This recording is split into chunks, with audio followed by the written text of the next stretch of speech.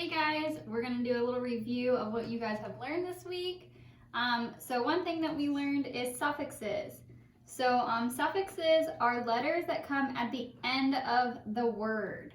Okay, so they change the meaning of the base or the root word. So one of them was full, which means full of. So here's my root word. So here's just like the plain old word without the suffix at the end. We can either call it root word or the base word. So I have the word pain, and I add the suffix to the end, full, so it becomes painful, which means it is full of pain. Okay, so now I have the root word or base word play, and I'm going to add the suffix full, which gives me the word playful. So you are full of play. That is what that stands for. Okay, so that's full. Another one is ly. This means it can answer the question how or how often. So I have the root word friend, and I add the ly at the end, ly, and it becomes friendly. So that answers the word how, friendly. Then I have week, and I add the ly, which becomes weekly, which answers the question how often. Okay, so that is ly suffix. Next we have less. That means without. So here I have the word fear, and I add the suffix less, and it becomes fearless. That means you are without fear. And I have the word able. Yes, you probably think it looks like able. It does, it's the same spelling, but we say able for the suffix, which means it means can. So I have the word wash, and I add the word able, which becomes washable, which is something that you can do. You can wash something. That is suffixes. So these are the 4 different suffixes that you guys learned this week, especially these 2 because this one was in the Decodable Reader Helpful Holly. Okay? So that is suffix. So these are words that come at the end of a word. There are a lot more suffixes than just those 4, but those are the 4 that we're going to focus on this week.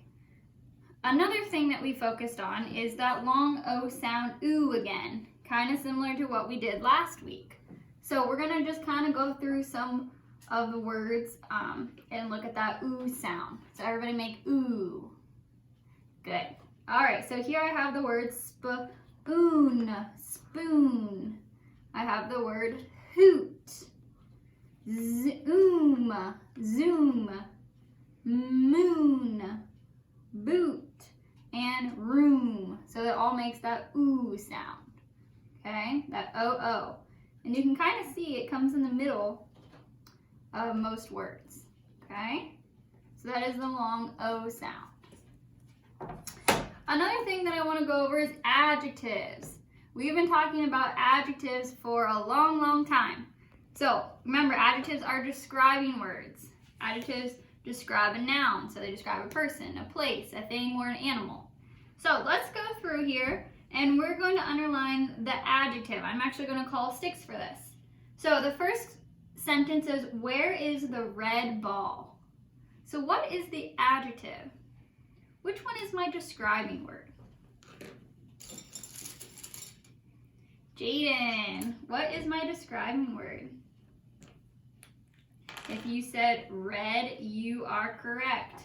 Red, colors are adjectives. Red is describing the color of the ball. Good. Next sentence, it says, I love the taste of sweet watermelon. What is the adjective? What is my describing word? Fiona. Which one is my describing word, my adjective? If you said sweet, you are correct. They're describing what kind of watermelon it is, which is sweet.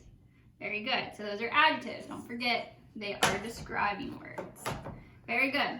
So those are the skills that we learned for reading. We're going to move on to what we've been talking about in math this week, which we finished up chapter 7 and we moved on to chapter 10 with picture graphs and data. So we're going to just review a little bit about 10 less and 10 more.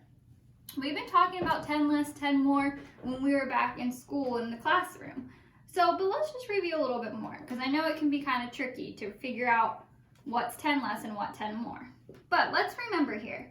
Say I start with the number 56. Okay, I'm going to use my base 10 blocks, which we all remember. Here's my 10s and here's my 1s. Okay, 5 is my 10, so I have 5 10s and I have 6 1s. When I want to go 10 less, do you think I'm talking about my 10s place or my 1s place? If I'm saying 10 less or 10 more, it would be my 10s place.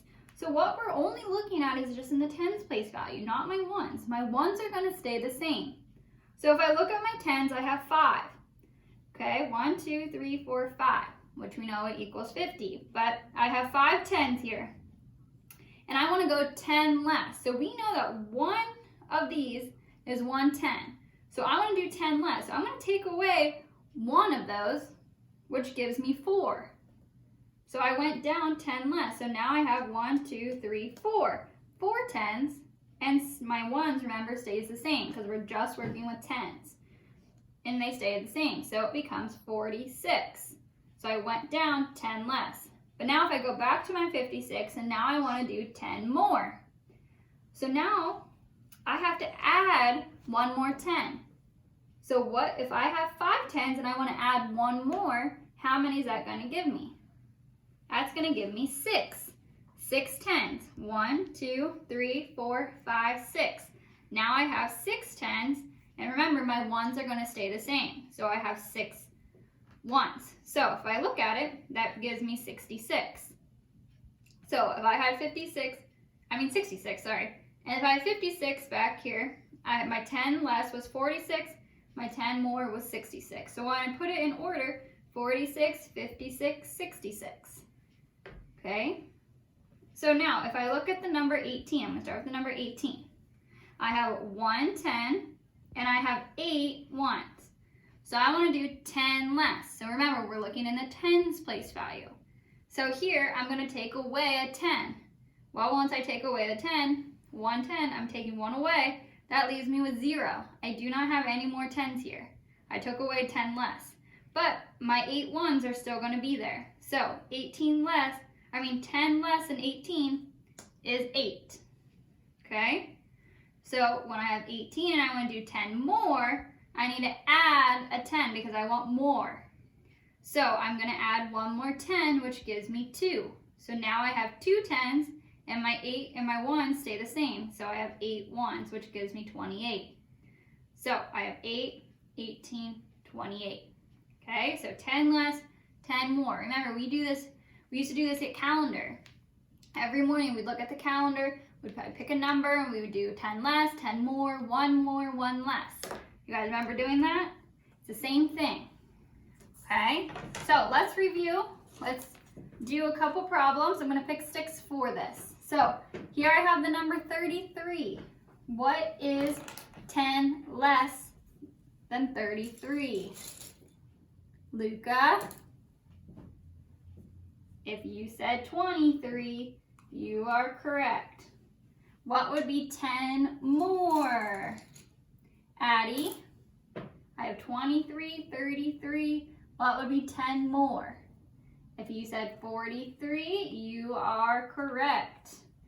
Okay, let's look at 72. I have the number 72. I want 10 less. What is 10 less, Danny? 10 less is 62. Good.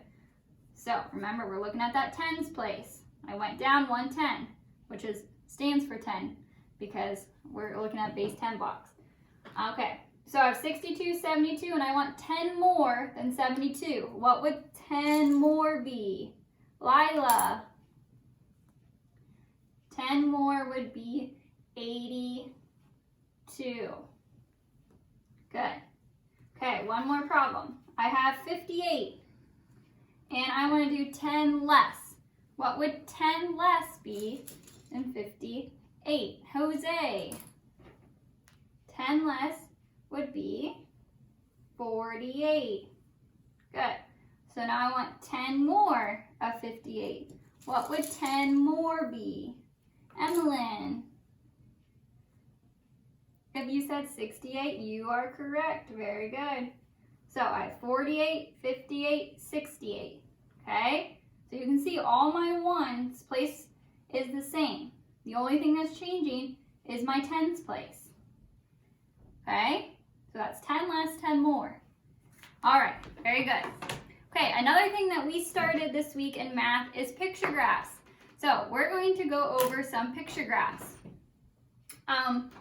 The picture graphs, we represent pictures to help us with the data. So we are going to go through, I'm going to go through a couple examples, and then I have something fun for you to do at home. So let's go through here. I'm going to come around.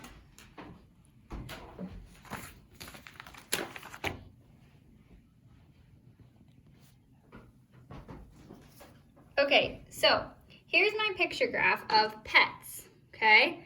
So this says our pets. So we have the number of pets here. So we have birds, fish, dog, cats, and turtles.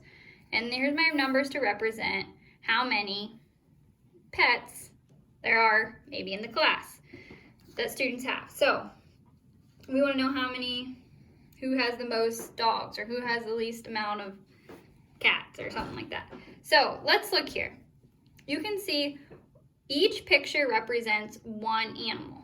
And I can tell that by the numbers coming here because each number is going up by 1. So if I look here, I can see that there are 2 birds, or I can also just count how many there are. Same with the fish, same with the dogs, the cats, and turtles. So let's look here at my question. My first question says, how many cats are represented in the picture graph? So here I'm going to find my cats. I can count, see how many cats there are. 1, 2, 3. So there are 3 cats in this picture graph. Or I can go up, find the last one and drag my finger over and see that there are 3. So there are 3 cats represented in the picture graph. Next it says, which pet has the least amount? So which one of these animals has the least amount? Remember, least is my key word here. It means few. The few is the smallest amount. Which animal is there the least amount of? Well, you can see here, the turtle would be the least amount because there's only 1. So turtle would be my answer. Okay? So let's look at another type of graph, picture graph. Here I am looking at fruits. I have different types of fruits. I have apples, bananas, grapes, and oranges. So each picture represents 1 fruit. So my first question is, which fruit represents 5? So which fruit has 5? So I can go through and count to see which one has 5. So I look at my apples. 1, 2, 3, 4, 5, 6. Does that one have 5? No. Let's look at bananas. 1, 2, 3, 4. Does that have 5? No. Let's look at grapes. 1, 2, 3. Does that have 5? No. All right, let's look at oranges. 1, 2, 3, 4, 5. Does that have 5? Yes, so which fruit represents 5? It would be oranges. Good. All right, next. It says, which fruit has the most? So which one has the most? Which one has the most? Which means the highest number. So we can see we counted all of our fruits and we knew that we had one that was higher than 5, which was apples. Apples had 6. So apple would be the most. Okay, so those are picture graphs. Now, this is making your own picture graph. So this is something fun for you to do at home. I will send the links of these papers in an email to your parents. So if you wanted to print them off, you can, or you can remake them. So this is something fun for you to do if you want. You're going to finish the picture graph by asking yourself, your parents, your siblings, and you're going to complete the graph. So here you can see, would you rather eat a hamburger or a hot dog? So I have a hamburger or I have a hot dog on my picture graph here. So what you're going to do, you're going to go around, you're going to ask yourself, what would I want to eat? Would I want to eat a hamburger or a hot dog? If you want to eat a hot dog, then you can either draw a hot dog or use another symbol, maybe a circle or a star, to help you represent the hot dog. or maybe you'd want to eat a hamburger. Okay, so then maybe go ask your mom, your dad, what they would like, and keep going on to your graph until you ask everybody in your house. And then you can see which one maybe had the most. Maybe more people in your family would rather eat a hamburger than a hot dog, or maybe the other way around.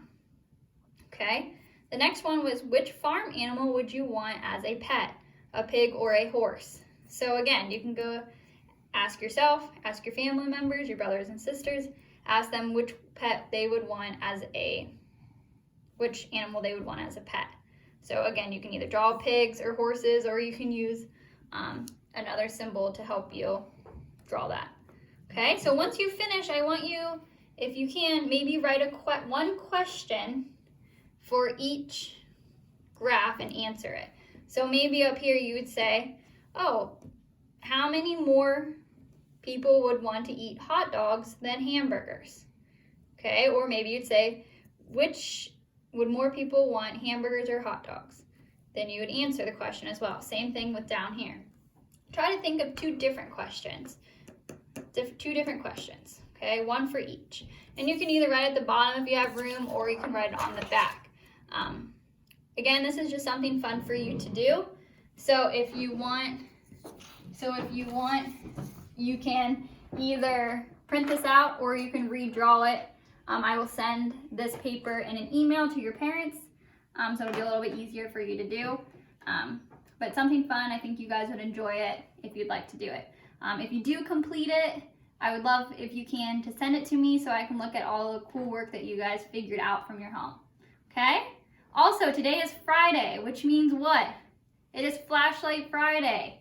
So I encourage you, if you can, get a flashlight, get a book, go find somewhere quiet, and maybe set a timer for 10 to 15 minutes and read a book with your flashlight. Okay? All right, I hope you guys had a great week. You guys did an awesome job with your work, so keep it up. And I will talk to you guys on Monday. Have a good weekend.